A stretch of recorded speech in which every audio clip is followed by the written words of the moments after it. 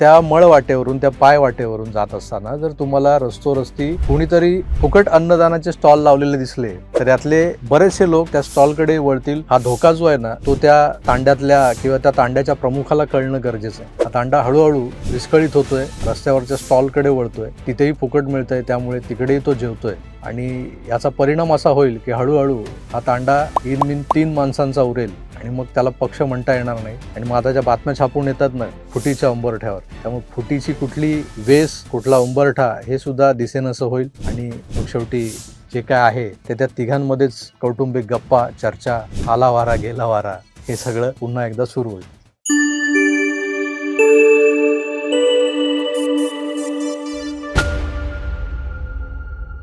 सध्या कुठल्याही वर्तमानपत्राची पहिली, दुसरी, तिसरी पानं जी आहेत ती तुम्हाला काही महत्त्वाच्या ठळक अशा घडामोडींनी भरलेली दिसतात. त्यातली सगळ्यात पहिली घडामोड किंवा सर्वात महत्त्वाची बातमी जी सर्वसामान्यांच्या जिव्हाळ्याची असते ती म्हणजे हळूहळू टप्प्याटप्प्यानं वाढत चाललेली महागाई.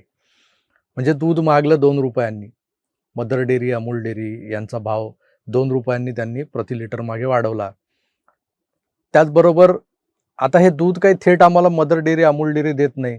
जो वेंडर आहे तो ते शीतकरणासाठी म्हणजे रेफ्रिजरेशनसाठी काही खर्च जो त्याने ग्राह्य धरलेला असतो, त्यामुळे त्याने 2 रुपये त्या पर लिटर वाढवलेले आहेत. असे 1-2 रुपयांनी ज्या काही भाववाढी झालेल्या आहेत. पेट्रोल डिझेलपासून परवा तर CNG दर वाढलेत. ह्या बातम्यांनी जशी वर्तमानपत्रांची पानं भरलेली आहेत तसाच त्याच पानांचा एखादा कोपरा हा राष्ट्रवादी काँग्रेस पक्षाच्या एकंदरच अंतर्गत लाथाळ्यांबद्दल ज्या बातम्या छापून येत आहेत त्यांनी भरलेला दिसतोय. काय झालंय तर सुनील तटकरे, प्रफुल्ल पटेल यांना साईडलाईन केलं जातंय अजितदादांच्या गटातून. ह्या बातम्या आपण सातत्याने ऐकतोय आणि मला वाटतं मी काल की परवा यावर एक व्हिडिओही केला होता. मुळात यामागची क्रोनॉलॉजी जी आहे ना ती समजून घेणं गरजेचं आहे. शरद पवार, सुप्रिया सुळे, रोहित पवार यांच्या ताब्यातला जो राष्ट्रवादी काँग्रेस पक्ष जो आहे, शरदचंद्र पवार गट, हा पक्ष आपापल्या कामात मशगूल आहे किंवा दादांची जी काही दुर्घटना घडली त्यानंतर ते एका वेगळ्या पद्धतीने कामाला लागलेत असं दिसत असताना ज्या गटाकडे म्हणजे ज्या पार्टीकडे राष्ट्रवादी काँग्रेस पार्टी हे नाव आहे, त्या पार्टीचं पक्षचिन्ह आहे, सोबत दिल्लीतला भारतीय जनता पक्ष त्यांच्या पाठीशी उभा आहे, असं असताना राज्यात उपमुख्यमंत्री पद ज्यांच्या ताब्यात आहे असंही त्याला जोडावं लागेल. एवढी सगळी ताकद असताना ह्या पक्षानं उभारी घ्यायला सुरुवात करायला हवी होती. पण त्यासाठी सक्षम नेतृत्व लागतं. ते नेतृत्व आपण सुनेत्रा वहिनींमध्ये पाहत होतो, पार्थ पवारमध्ये पाहत होतो, जय पवारमध्ये पाहत होतो.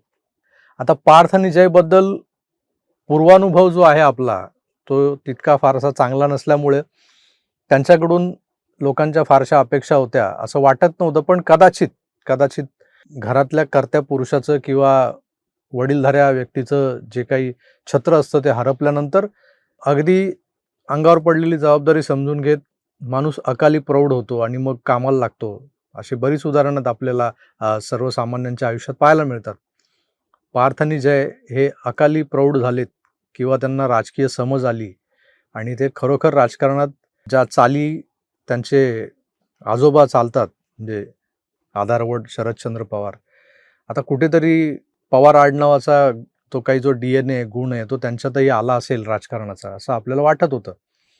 आणि त्यांनी ज्या पद्धतीनं मागच्या 15-20 दिवसामध्ये जे अगदी वेगवान हालचाली करत कटिंग जे चालू केलं होतं ना, म्हणजे कुणाचं राजकीय फुटेज कसं कट करायचं, त्यात प्रामुख्यानं 2 नाव होती, प्रफुल्ल पटेल आणि सुनील तटकरे. आता सुनील तटकरेंना म्हणे दिल्लीच्या कार्यालयात प्रवेशही बंदी केली अशी एक बातमी सकाळी आहे कानावर पडली.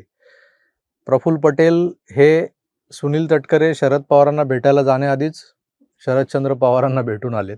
आता दोघेही कारणं सांगतात की पवार साहेबांची तब्येत बरी नाही, त्यामुळे आम्ही एक प्रकृतीची विचारपूस करण्यासाठी किंवा त्यांना भेटण्यासाठी गेलो होतो. आणि ही अनौपचारिक भेट होती. पण या अनौपचारिकतेमध्येही एक औपचारिकता होती. हे जर तुम्ही नीट लक्ष देऊन पाहिलं तर तुमच्या लक्षात येईल. झालंय काय आता हे सगळं मी तुम्हाला सांगून झालंय आणि हे वरवर तुम्हाला सगळ्यांना दिसतंय. वर्तमानपत्रात छापून येतंय, टीव्हीवरच्या मेनस्ट्रीम मीडियातल्या चॅनल्सवाल्यांनी आता हा पक्ष फुटणार वगैरे बोंबाबोंब करत सगळं सुरू केल्यामुळे तुमच्या म्हणजे ह्या श्रवणेंद्रियांना आणि तुम्ही ज्या डोळ्यांनी बघताय हे सगळं घडताना, ते तुम्हाला कळतंय. पण बातमीबागची बातमी नेमकी काय आहे, हे समजून घेण्यासाठी तुम्हाला थोडंसं मागे जावं लागेल. दादा गेले तो दिवस आणि त्यानंतर दादांवर प्रेम करणारी जी काही मंडळी होती, म्हणजे महाराष्ट्रातली जनता जी होती, माणूस गेल्यावर त्यांना त्याचं महत्त्व कळतं, असेही मोठ्या संख्येतले लोक होते. जे आधी त्यांना म्हणजे अस्तित्वात असताना शिव्या घालायच्यात, नंतर माणूस मेल्यानंतर त्याचे गोडवे गायचे, ही तर आपली परंपरा आहे. मग असेही लोक, या सगळ्यांच्या भाऊगर्दीमध्ये काही ठराविक लोक आहेत ना, ज्यांना खरोखर दादांच्या मृत्यूबद्दल शंका होती. तर अमोल मिटकरी हे सगळे ज्योतिष पाहणार, भविष्य सांगणारवाले आहेत ते. तर ते त्यांचं स्वतःचं काहीतरी नुकसान होत होतं वैयक्तिक म्हणून ते उड्या मारत होते. काही लोक ज्यांना काही देणं-घेणं नाहीये, ते मात्र अगदी बारकाईनं या गोष्टीवर नजर ठेवून होते. या मंडळींनी काय केलं होतं, तर या मंडळींनी दादांच्या अपघाताच्या पूर्वीच्या 48 तासांच्या CCTV फुटेजची मागणी केली होती. ते कुठून निघाले मुंबईतून? तिथून ते विमानतळावर आले का? मग विमानतळावरती ते अगदी अ, विमानात बसेपर्यंत किंवा एकंदरच त्यांचा जो काही त्या विमान अपघातापर्यंतचा प्रवास होता, त्याचं CCTV फुटेज मिळावं अशी त्यांची मागणी होती. मागणीतून काय साध्य होणार होतं किंवा असा कोणता जासूस करमचंद याच्यावर प्रकाश टाकणार होता माहीत नाही. कदाचित या CCTV फुटेजमधून काही गोष्टी स्पष्ट झाल्या असत्या, की कुणी दादांना ऐनवेळी कारने प्रवास टाळायला लावला, त्या विमानात बसवलं.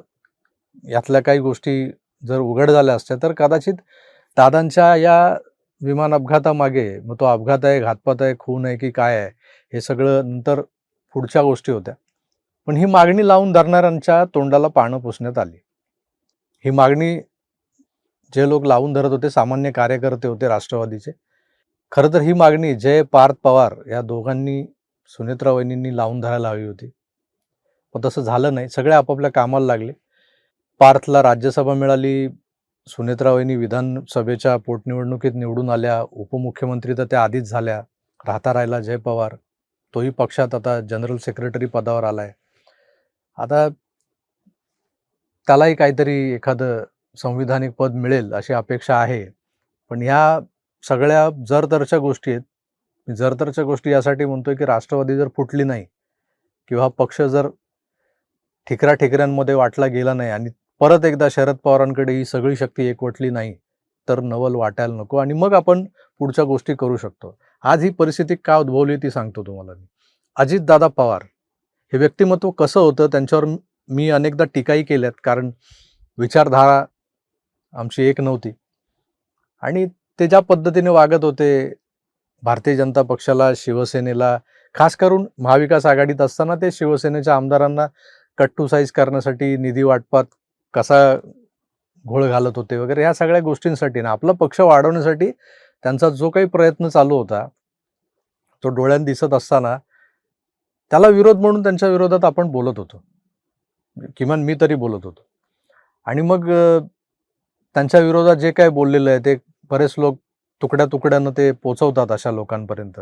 आणि मी तुम्हाला तो किस्साही सांगितला होता, की विधान भवनात एकदा असंच त्यांचा ताफा येत होता. मी उभा होतो आणि पोलीस सगळ्यांना बाजूला करत होते आणि असंच बाजूला सर्वसामान्यांच्या गर्दीत उभा असलेला मी आणि त्यांच्या जवळच्या कुठल्यातरी एक कार्यकर्त्यांनी बोर्ड माझ्याकडे दाखवलं आणि अजितदादांनी माझ्याकडे बघून असं मान हलवून ते गेले. आता त्या पलीकडे त्यांचा माझा काही कधी संबंध आला नाही. त्यामुळे अजितदादांबद्दल अजून काही विस्तारानं सांगावं असं माझ्याकडे काहीच नाही. पण अजितदादा हे कसे कष्टकरी, कामकरी आणि सर्वसामान्य जनतेसाठी अगदी धडाडीनं काम करणारे होते, हे तुम्हाला आम्हाला सगळ्यांना माहिती आहे. त्यांचा दिवस पहाटे सुरू व्हायचा. सगळ्यात आधी मंत्रालयात यायचे. ते त्यांच्या मतदारसंघातल्या कार्यालयात तर ते 8 वाजताच हजर व्हायचे, 7:30 पावणे 8लाच. त्यांचा जनता दरबार हा कधी-कधी 7 वाजता सुरू व्हायचा. ह्या सगळ्या गोष्टी जर आपण पाहिल्या आणि त्यात एक महत्त्वाची गोष्ट, की कुठलाही कार्यकर्ता असो त्यांचा, त्याला दादांपर्यंत थेट ॲक्सेस होता. दादांचा नंबर त्यांच्याकडे होता. एखाद्याने WhatsApp मेसेज करून कामाचं स्वरूप सांगितलं, तर दादा त्याला वैयक्तिकरित्या उत्तर द्यायचे. अशा मंडळींची कामं व्हायची. एखाद्या गावाला रस्ता नाही, एखाद्या गावात एखादं विकास काम रखडलंय आणि तिथून जर काही माणसं जोडली जात असतील, तिथून काही मतदार जोडले जात असतील, तर दादा ते काम प्राधान्यानं करायचे आणि त्याचा फायदा त्या कार्यकर्त्याला व्हायचा. आणि म्हणूनच तरुण कार्यकर्त्यांचं जे मोहोळ होतं ते अजितदादांच्या मागे उभं राहिलं होतं. आता याच अजितदादांच्या जाण्यानंतर हे जे काही कार्यकर्ते होते ते खऱ्या अर्थानं पोरके झालेत. ही मंडळी पार्थ आणि जय पवार यांच्यामध्ये अजितदादांना शोधू लागली.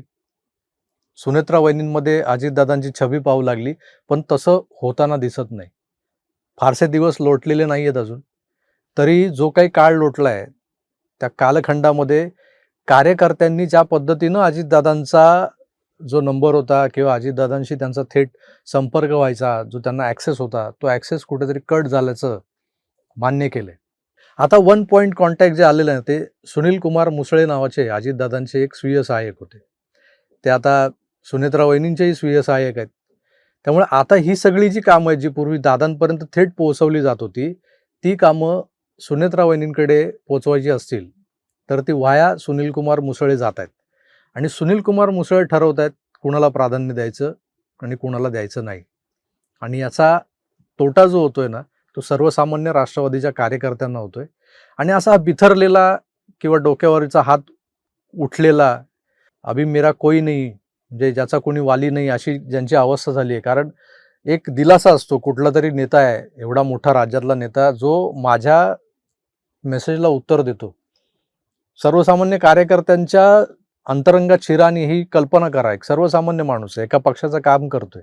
आता त्यांचा जर फोन अजितदादा उचलत असतील, त्यांच्या व्हॉट्सअप मेसेजला उत्तर देत असतील, त्यांची जर कामं ते करत असतील, भले ती जनसेवेची कामं का असेना, तर खरोखरच दादांनाही मानलं पाहिजे आणि त्या कार्यकर्त्याच्या नशिबाबद्दल असूया वाटली पाहिजे. कारण आम्ही, म्हणजे माझ्यासारखा मी, म्हणजे बाकीच्यांचं मी सांगत नाही, मी आजवर या राज्यातल्या कुठल्याही मोठ्या नेत्याला, म्हणजे आमदार किंवा नंतर झालेले, अलीकडे झालेले मंत्री 1-2 सोडले, त्यांच्याशी माझा खरोखरच अगदी मैत्रीपूर्ण संबंध आहेत माझे त्यांच्याशी.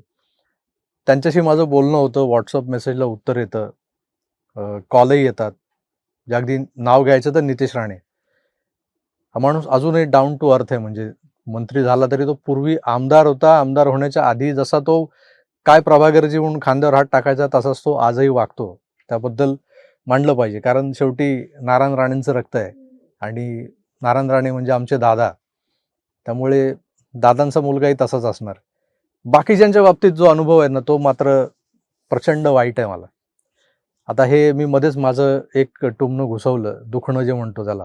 फक्त एक कल्पना करा ना, मी आता 7-8 लाख सबस्क्रायबर्स असलेला, लोकप्रिय असलेला यूट्यूबर आहे आणि मला जर असा ॲक्सेस मिळत नाही, तर त्या पलीकडे एखाद्या सामान्य कार्यकर्त्याला राज्याचा उपमुख्यमंत्री, वित्तमंत्री, बरंच काय काय आणि लोकप्रिय नेता उत्तर देतो व्हॉट्सअपच्या मेसेजला, दखल घेतो, ही फार मोठी गोष्ट आहे. नेमकं तेच आता बंद झालंय. आणि हे सुनील कुमार मुसळे जे आहेत, ते त्यांच्या मर्जीतल्या लोकांची कामं करतायत की ठरवून काही चाललंय, याबद्दल आता लगेच व्यक्त होणं रास्त नाही. पण मला वाटतं हे जे काही आता वातावरण दिसतंय ना तुम्हाला राष्ट्रवादी फुटीच्या उंबरठ्यावर, तर ती उंबरठ्यावर आणण्यामागे ज्या कोण लोकांची नावं घेतली जातील उद्या, कारण इतिहास गवा असतो आणि मग इतिहास लिहिला जातो असं वगैरे जे काय म्हणतात, मग तो लिहिला जाताना काही नावं लिहिली जातात, त्यात कदाचित ही नावं असू शकतात. आज जर थेट नेत्यांपर्यंत पोहोचण्याचे जे काही मार्ग आहेत ते बंद झाले आणि मधले दुवा म्हणून जे वावरणारे लोक आहेत ते अशी दावादारू करायला लागले, तर पक्षाचं वाटोळं होतं.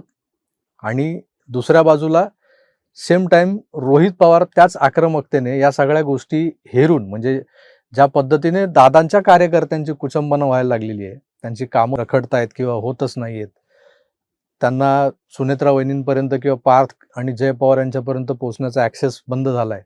पार्थ आणि जय यांच्याकडून असलेल्या अपेक्षा, किंवा त्यांच्या वडिलांच्या ज्या काही घातपाती अपघाताचा जो काही मागोवा घ्यायचा होता किंवा धांडोळा घ्यायचा होता, त्यासाठी जे काही धडपडणारे लोक होते त्यांनाही त्यांनी गप्प बसवलेलं आहे. हे सगळं पाहता निराश झालेले कार्यकर्ते जे आहेत ना, त्यांना चुचकारण्याचं काम रोहित पवार करायला लागले. रोहित पवार या सगळ्यांना आता आपल्या जवळ घेत आहेत, अंजारतायत, गोंजारतायत. आणि पुन्हा एकदा ही सगळी तरुणांची जी फळी आहे ती जर रोहित पवारांकडे वळली, रोहित पवार अर्थात शरदचंद्र पवार गट, म्हणजे भविष्यात जर पुन्हा निवडणूक आयोगाकडे ह्या सगळ्या गोष्टी घेऊन गेल्यानंतर खरी राष्ट्रवादी कोणाची हा जर विषय मांडला गेला आणि उद्या जर सुनील तटकरे आणि प्रफुल्ल पटेल यांनी आपलं जे काही पारडं आहे ते बदललं, बाजू बदलली, तर काय होईल हे मी तुम्हाला सांगायची गरज नाही.